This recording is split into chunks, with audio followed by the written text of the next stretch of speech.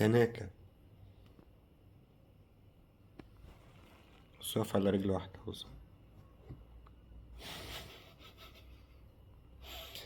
كده شافت عصفورة بقى. ايه اللي بيحصل؟ ليلي انت بت. وبعدين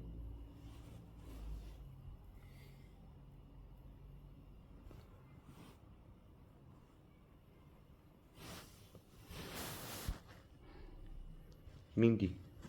ليلي.